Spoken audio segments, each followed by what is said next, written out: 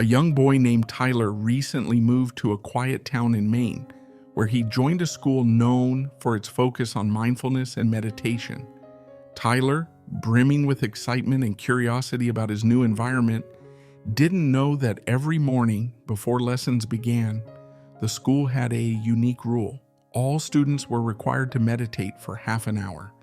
On his first day, Tyler eagerly took his seat in the classroom. His teacher, Ms. Bennett, greeted him warmly and explained the school's morning meditation practice. "This is a time to center yourself and find peace before the day begins," she said, smiling. "It might be new to you, but give it a try." Tyler nodded, feeling confident. When the bell rang, the class sat cross-legged on mats, closed their eyes, and began meditating. Tyler followed suit, closing his eyes tightly and trying to focus, but within 2 minutes, his concentration shattered. Whispered giggles, the shuffling of mats, and the rustle of clothes invaded his thoughts. Frustration bubbled up inside him. Unable to bear it any longer, Tyler stood abruptly, his face red with anger. "This is impossible," he exclaimed. "How can anyone focus with all this noise?" Ms. Bennett walked over to him calmly. "Meditation can be challenging at first, especially with distractions," she said gently. "Why don't you try again? The noise won't stop, but perhaps you can learn to focus despite it." Reluctantly, Tyler sat back down, but the same thing happened the next day and the day after that. Each time he grew angrier. On the third day, he approached Ms. Bennett after class. "I can't do it," he admitted, his voice trembling with frustration. "The noises distract me, and I feel so angry I could scream." Ms. Bennett nodded thoughtfully. "Tyler, no matter where you go, distractions will exist. The true challenge is finding peace within yourself. But I have an idea. Tomorrow, try meditating by the river.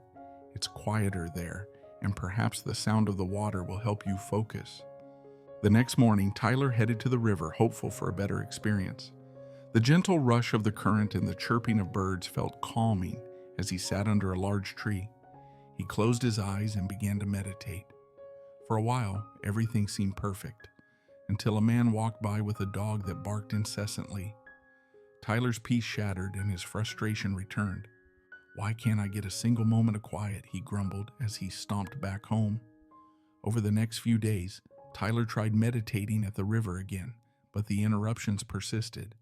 A fisherman's cast, children playing nearby, and even the occasional splash of a jumping fish disrupted him.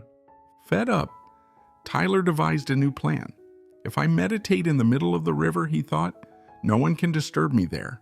He borrowed a small boat from a neighbor, paddled to the center of the river, and anchored himself there. For the first time in weeks, he felt a sense of peace. The gentle rocking of the boat and the soft sound of water lulled him into a meditative state. For an entire week, Tyler meditated on the river, his frustration melting away. But one day, as he sat in his boat, eyes closed and mind calm, he heard a faint splashing sound. Opening his eyes, he saw another boat drifting toward him. At first, he ignored it, but as the boat drew closer, panic set in. "Hey," he shouted, "stop, don't come near me, I'm meditating." The boat didn't stop. It floated steadily closer until it bumped into his own, jolting him.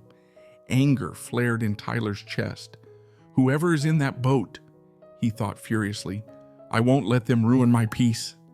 He climbed onto the drifting boat, ready to confront the intruder, only to discover it was empty. His anger dissolved instantly. Confused, Tyler sat down, staring at the empty boat.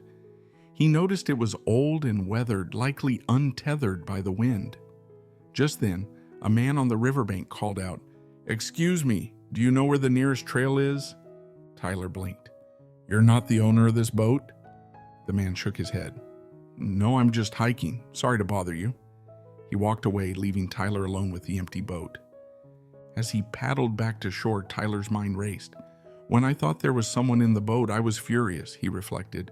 "But when I realized it was empty, my anger disappeared. Why? What if instead of blaming others, I treated every problem like the empty boat?" Back on land, Tyler approached Ms. Bennett and shared his experience. I realize that most of my anger comes from assigning blame. But when there's no one to blame, the anger fades. It's like the boat. It wasn't anyone's fault it bumped into me. Ms. Bennett smiled. That's a profound insight, Tyler. Anger often stems from our assumptions and judgments. By pausing and reflecting, we can let go of those feelings and find peace. From that day on, Tyler approached life differently. Whenever he felt anger rising, he paused and asked himself, is this really worth my anger? Is there an empty boat here? Over time, he became calmer and more patient, finding peace even in challenging situations. Lessons for today's society. This story reminds us that anger often stems from blaming others or holding on to assumptions. But life is full of empty boats, situations where no one is truly at fault. By pausing to reflect and letting go of blame, we can navigate life's challenges with greater peace and understanding.